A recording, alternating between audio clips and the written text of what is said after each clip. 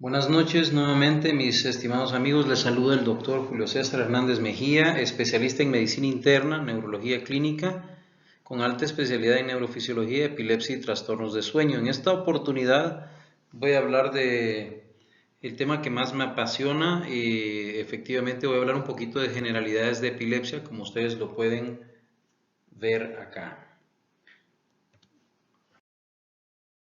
Entonces, vamos a remitirnos un poquito al pasado. Nuevamente voy a apoyarme un poco del puntero y vamos a definir epilepsia con el reporte del año 2005, en donde la definición era más de tipo conceptual de crisis epilépticas y de epilepsia. Entonces, una crisis epiléptica es la ocurrencia transitoria de signos y o síntomas debidos a una actividad neuronal síncrona, anormal o excesiva en el cerebro.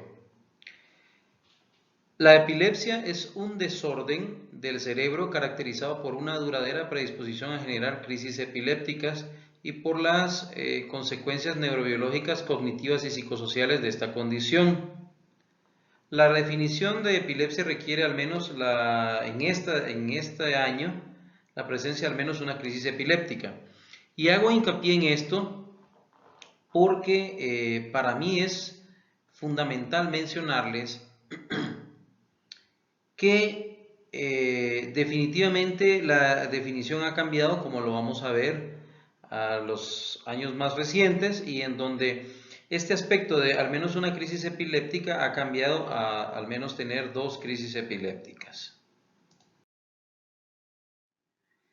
Bueno, según siempre la Liga Internacional contra la Epilepsia, la nueva definición fue propuesta por el Dr. Fisher en el año 2014, es la definición práctica u operacional, también se le conoce de esa forma, en donde al menos la presencia de dos crisis no provocadas o reflejas, ocurriendo con más de 24 horas de separación, o la presencia de una crisis no provocada o refleja, y la probabilidad de más crisis similar al riesgo de recurrencia general, el cual es de aproximadamente el 60% en la población general, después de dos crisis no provocadas, este riesgo ocurriendo sobre los siguientes 10 años, o el diagnóstico de un síndrome epiléptico.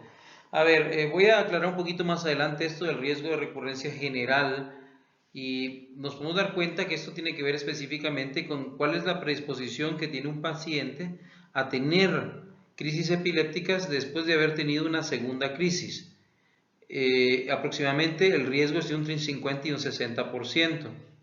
Y en el tercer punto, que es el diagnóstico de un síndrome epiléptico, es importante mencionar que, por ejemplo, algunos tipos de epilepsia, basta una sola crisis y los hallazgos del electroencefalograma para determinar que el paciente sufre epilepsia y no esperar la definición de al menos dos crisis no provocadas. Por ejemplo, la epilepsia con crisis de ausencia o la epilepsia mioclónica juvenil. Otro aspecto importante de esta definición es cuando la epilepsia es considerada resuelta. Son aquellos individuos que han tenido un síndrome epiléptico de edad dependiente, pero que ahora han pasado a la edad aplicable para estos, por ejemplo, la epilepsia con crisis de ausencia. Después de la adolescencia se considera que el síndrome está resuelto, entonces el paciente ya no entra dentro de la categoría de epilepsia activa. O aquellos que han permanecido libres de crisis por al menos durante 10 años y que no han estado utilizando medicamentos antiepilépticos durante los últimos 5 años. Esa es la clasificación es un poquito distinto a lo que nosotros aprendimos cuando estudiamos medicina. Bueno, las crisis son siempre de inicio focal, de inicio generalizado o desconocido. Las de inicio focal, esto es según la ILAE en el año 2017, pueden ser con el paciente alerta o de alteración del alertamiento. De inicio motor, con automatismos, con crisis atónicas, clónicas, espasmos epilépticos, hiperkinéticas, mioclónicas o tónicas, en dependencia de la clínica que tenga el paciente en este caso, según el inicio motor. Es importante mencionar que los automatismos no son nada más que movimientos automáticos, el paciente no se está dando cuenta de lo que está haciendo, ¿verdad? Y las que son de inicio no motor son las autonómicas, con arresto de la conducta, cognitivas, por ejemplo, son aquellas en donde el paciente puede tener, ¿cómo se llama? Algunos eventos de tipo, en realidad son cognitivos psíquicas, como déjà vu, jamais vu, emocionales o sensoriales, ¿no? Con las autonómicas, por ejemplo, hay pacientes que pueden tener bradicardia ictal, taquicardia ictal o arresto asociado a bradicardia ictal, por mencionar algunas, o los famosos goosebumps, que son nada más que escalofríos y que pueden corresponder, quiera o no, en algunos pacientes a crisis epilépticas. Bueno, no voy a hablar ahorita tanto en detalle de cada uno de los tipos de epilepsia porque no es ese el objetivo, es nada más un vistazo general. Y luego están aquellas que son focales y que vuelven a bilaterales tónico-clónicas, ¿no? Luego están las de origen generalizado, nuevamente con motoras o no motoras, las motoras tónico-clónicas, clónicas, tónicas, mioclónicas, mioclónicas, tónicas, clónicas, atónicas y espasmos epilépticos. Y las que son no motoras, en este caso las ausencias, por ejemplo, son típicas, atípicas, mioclónicas y la mioclonía de párpados. Luego las de inicio desconocido, están las motoras, tónico-clónicas y los espasmos epilépticos. Yo creo que lo más importante acá también son los espasmos epilépticos, que pueden tener un inicio generalizado o un inicio desconocido. Son muy frecuentes, por ejemplo, en niñitos con algunos tipos de encefalopatías epilépticas con deterioro psicomotriz severo, y las que son no motoras son los arrestos conductuales, y luego están los subtipos no clasificados que, como bien lo dice aquí, son debidos a inadecuada información e incapacidad para ser colocadas en otras categorías. Entonces, luego, a partir de esto, esta es la definición operacional en general de la epilepsia. Entonces, lo primero es clasificar el tipo de crisis, si es focal, generalizado, de origen desconocida. Luego, establecer el tipo de epilepsia, si es focal también, generalizada, si hay una combinación de epilepsia generalizada con focal o de origen desconocida. Establecer la etiología, si es posible, de si es estructural, si es genética, si es infecciosa, si es metabólica, si es inmune de origen desconocido, y luego los síndromes epilépticos y ver si existe algún tipo de comorbilidad asociada. Entonces, todo este escenario generalizado es lo que nos permite determinar con mayor precisión en frente de qué tipo de epilepsia estamos y así adecuar cuál sería en este caso la opción terapéutica más adecuada para este paciente. Luego, esta gráfica es muy importante, quiero explicarla brevemente. Es en los porcentajes de pacientes con primera crisis que experimentan una crisis recurrente sobre el tiempo. Siempre ha quedado la duda si con un paciente que tiene una sola crisis epiléptica debe ser tratado o no debe ser tratado. Máximo hoy en día que la definición dice que se requiere 2 o más crisis en el primer punto, 2 o más crisis epilépticas separadas con 24 horas. Quiero aclarar en ese punto también que si un paciente, por ejemplo, en 24 horas tiene 5, 7, 10, 15 crisis epilépticas o un episodio de estatus epiléptico, entonces lo importante es de que el paciente es tomado como una sola crisis, a pesar que tuvo tal vez 10 eventos en el día. Todos estos, para fines de la definición, se toman en consideración como uno solo. Entonces aquí ven la cantidad de años aproximadamente que nos va a llevar después del inicio de la primera crisis, y van a ir viendo que, por ejemplo, al año el porcentaje de incremento de la recurrencia después de una primera crisis es del 30%, pero si lo tomamos a los 5 o 6 años, después de los 5 años, que es aquí donde deberíamos estar, más o menos el porcentaje anda alrededor de un 45%, como lo podemos ver. Luego, estas otras es en relación a la recurrencia de las crisis epilépticas. Estos son pacientes después de una crisis sencilla en randomización y pacientes después de múltiples crisis en randomización. Y aquí básicamente lo que se evalúa es cuál es el comportamiento de la probabilidad de tener crisis recurrentes después de dar tratamiento de forma inmediata, inmediatamente, o de esperar diferir el tratamiento. Es decir, que después de la recurrencia de más crisis, ¿qué va a suceder? Entonces, como ustedes lo ven acá, aproximadamente a los 5 o 6 años, los pacientes en los cuales se les dio el tratamiento después de una crisis sencilla de forma inmediata, el porcentaje de recurrencia fue aproximadamente de un 40% la probabilidad, o 0.4 la probabilidad acumulativa. En cambio, los pacientes en los cuales se demoró o fue diferido el tratamiento después de una crisis sencilla, este porcentaje incrementaba hasta un 50%. Ahora, ¿qué pasa en los pacientes que tienen múltiples crisis? Como lo ven aquí, a los 6 años, si el tratamiento fue dado de forma inmediata, entonces la probabilidad acumulativa anda alrededor de un 55% aproximadamente, o 0.55. Y si el paciente se le había dado de forma diferida, es decir, más tardíamente el medicamento, este porcentaje incrementaba casi a un 65-70%. Entonces, no estoy diciendo de que a ley vamos a dar el tratamiento después de la primera crisis. Sin embargo, en ciertas condiciones que voy a explicar más adelante, uno puede tomar tempranamente la decisión de dar o no el tratamiento al paciente ante la probabilidad de recurrencia de... Entonces, esto lo que ejemplifico acá en esta publicación del Lancet Neurology del 2006, el estudio MES. El estudio MES es un estudio en donde se estableció esta tabla de valor pronóstico, entonces se asignaron una serie de puntajes y basado en eso se clasificaron el riesgo de recurrencia en grupos, valga la redundancia, en grupos de riesgo. En un grupo de bajo riesgo, un grupo de mediano riesgo y un grupo de alto riesgo.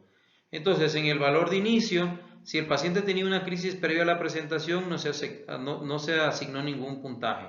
Si el paciente tiene 2 o 3 crisis previo a la presentación, se asignó un punto. Y si el paciente tiene 4 o más crisis previo a la presentación, se le asignaron 2 puntos. Agregar si está presente un punto si el paciente tiene déficit neurológico o cualquier desorden neurológico, algún trastorno del aprendizaje o algún deterioro del desarrollo, o si tiene un electroencefalograma normal, también un punto. Entonces, si ustedes ven, esto fácilmente tiene una primera crisis epiléptica el paciente, entonces nosotros podemos ubicar en dónde está nuestro paciente o se presenta con 2 crisis. En ese momento nosotros podemos estratificar el riesgo y a través de una sumatoria simple y lo podemos ubicar acá en los grupos que le corresponden. ¿Cómo va a servir esto? Precisamente aquí ven los grupos en el lado izquierdo, bajo riesgo, mediano riesgo y alto riesgo, y a los pacientes se fue dado 2 tipos de tratamiento, un tratamiento de inicio y un tratamiento diferido o demorado. Entonces se evaluó la posibilidad de crisis al año, a los 3 años y a los 5 años.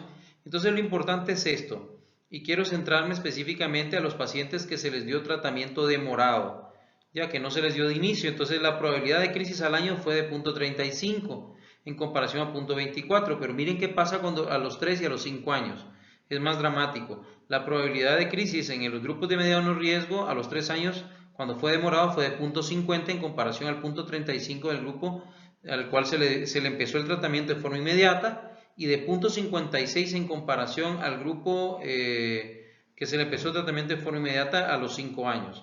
Luego en los grupos de alto riesgo, esto ya inclusive al año se logra ver la diferencia, 0.59 en el grupo de morado en comparación a 0.36 a los que se le dio el tratamiento desde inicio, 0.67, que este es el riesgo general prácticamente entre 0.50, había dicho 0.60, yo diría 0.60 o 60%, a los 3 años 0.67 en comparación a 0.46, y en el grupo, que esto es lo más importante, de alto riesgo a los 5 años, 0.73 en comparación a 0.50 de los que se le inició de forma inmediata.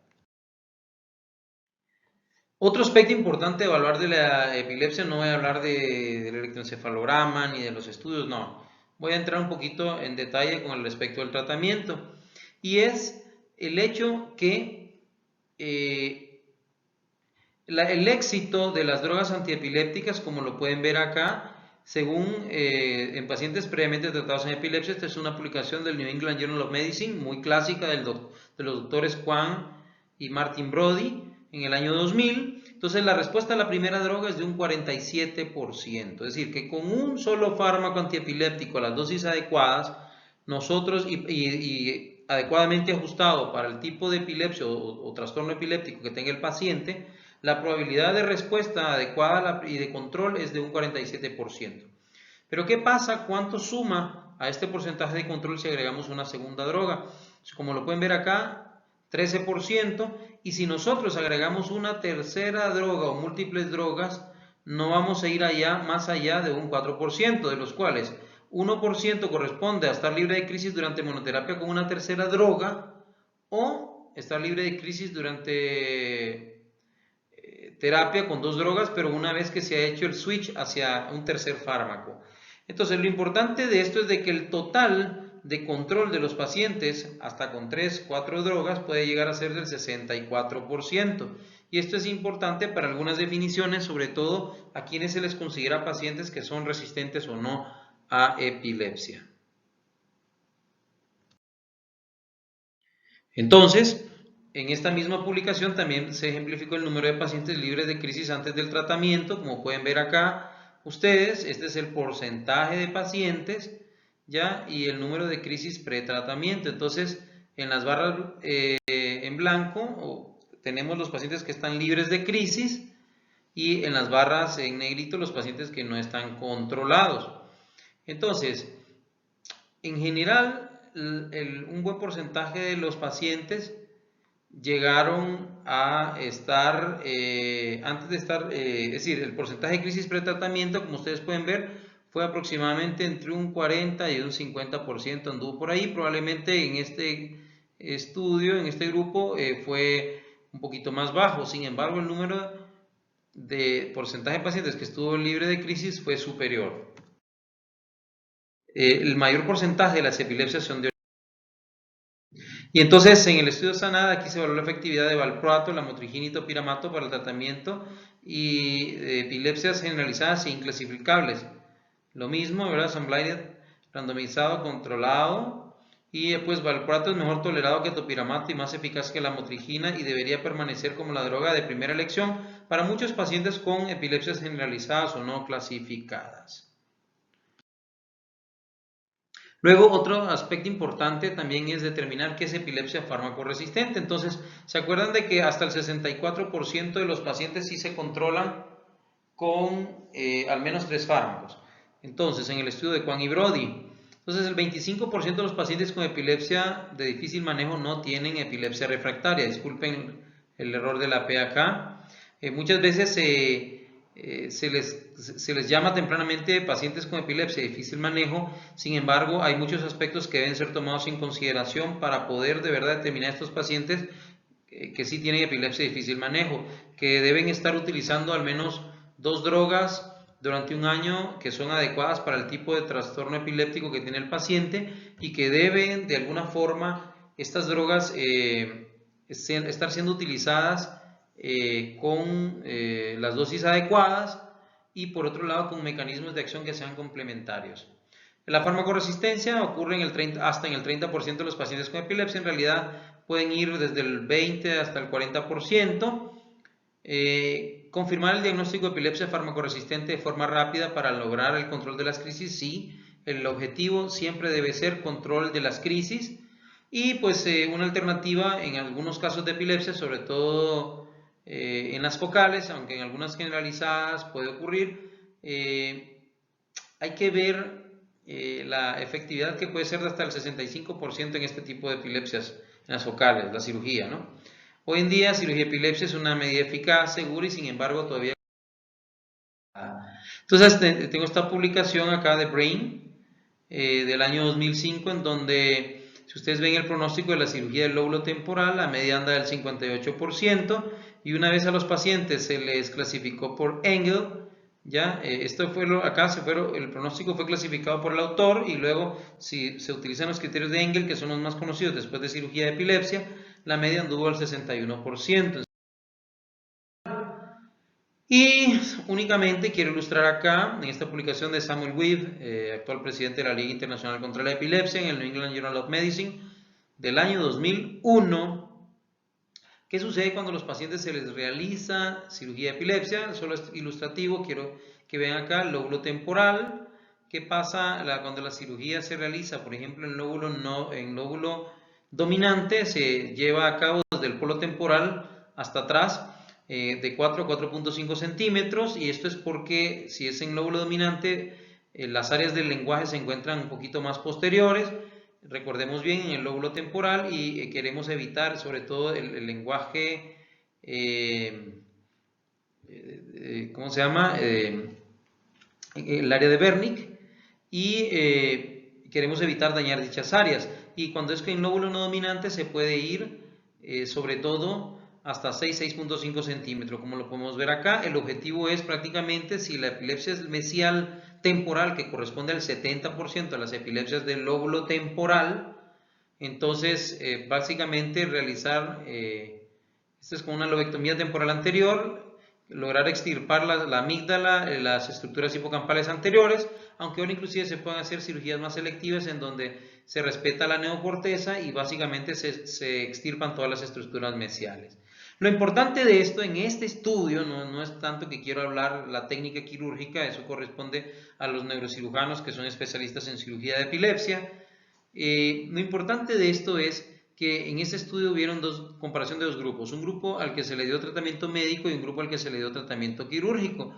Entonces aquí pueden ver en color rosado, fucsia, más de 5 crisis deteriorando el alertamiento, en amarillo de 1 a 4 crisis deteriorando el alertamiento, en verdecito pacientes que puedan tener solo auras y en pacientes que no tienen ningún tipo de crisis.